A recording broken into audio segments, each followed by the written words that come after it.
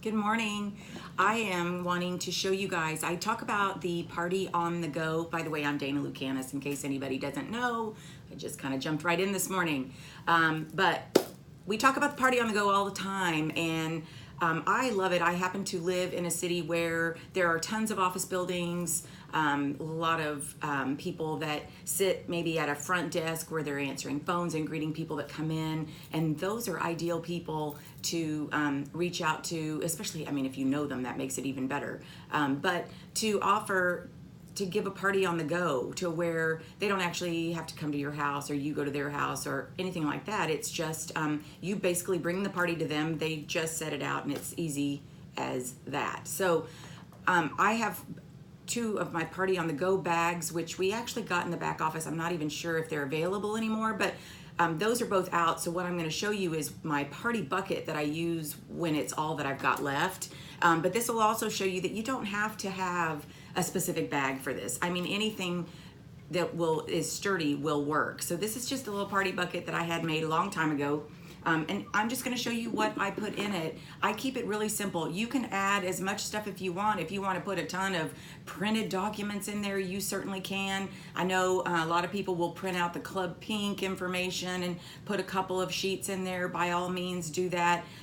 Or just stick in a sample and put on, what that is on the sample. It might be easier. But I'm just going to show you really quickly what I do. So I use one simmer pot. This is an older simmer pot, but I just keep reusing this. So I will send this in the bucket or the bag so that the person can actually set this up on their desk and put sprinkles in it and use it, because that's how you're going to attract the people. They're going to smell what's happening and they're going to want to know what is that. So I always give them a simmer pot to use for this. Okay, I need to change out my samples, but right now I still have some of the older samples. What I do is I pick some of the more popular ones, and then I'll use a couple of the seasonal ones and put them in the party bag as well. That way they have a few things to smell, not necessarily every single one, but sometimes 56 fragrances is a little overwhelming. So if they can at least get an idea of what we have. And then I always include a jar or two of sprinkles, and you can see they liked this one the best, but they've used these. This is what I encourage them to use. I always ask the person that's doing this what their favorite type of scent is, because of course you want it to be something that they love. So anyway, I always include a couple of jars of something that I know that they will enjoy. I always make a candle, and we've got these great little lids. They travel perfectly. They can see exactly what this is, but I always make a candle because I think that's important for people to know that they can still make a candle. Then I put in our soaks. You can see this one has been used quite a bit, which is awesome. But I typically will put one soak in so that they can actually see how it works. They can actually utilize it. I will put in some Go cards, and I encourage them, if they want to use one of them, feel free to take one out and use it and put it wherever they want to. And then I also include one of the lotions, and I do this because we typically tend to forget about the lotion. I actually have this one already mixed. It does say tester, but I just mix it with a fragrance that that might be appealing to everyone, so that they can get an idea exactly what our lotions can do. So there's that. Simple, simple, simple. I include some of these Shop Host Join. Again, I've got to get the newer ones. These are from last season.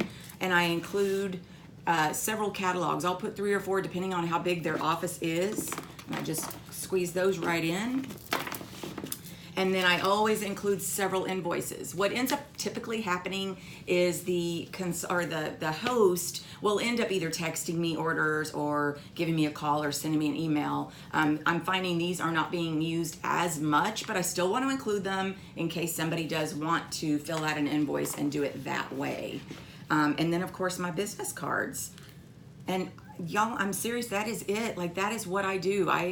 It's easy, it's not heavy. She can set it out on her desk just like this, or she can set up the little simmer pot, which is what I of course want to encourage. Set the simmer pot up on your desk and then just put this out there, or put the bag out there, or whatever you have. Add anything else to it that you want. I just don't want it to ever be too cumbersome. So that's why I kind of keep it to a little bit of everything in here. So anyway, that's it. That is my party on the go, guys. So hopefully you will give it a shot. If you haven't yet, you can, when you go to the doctor's office, you've got the people that sit at the front desk that answer phones. You can always ask them if they would be interested in getting some free or half-priced items, and all you have to do is set up this little box.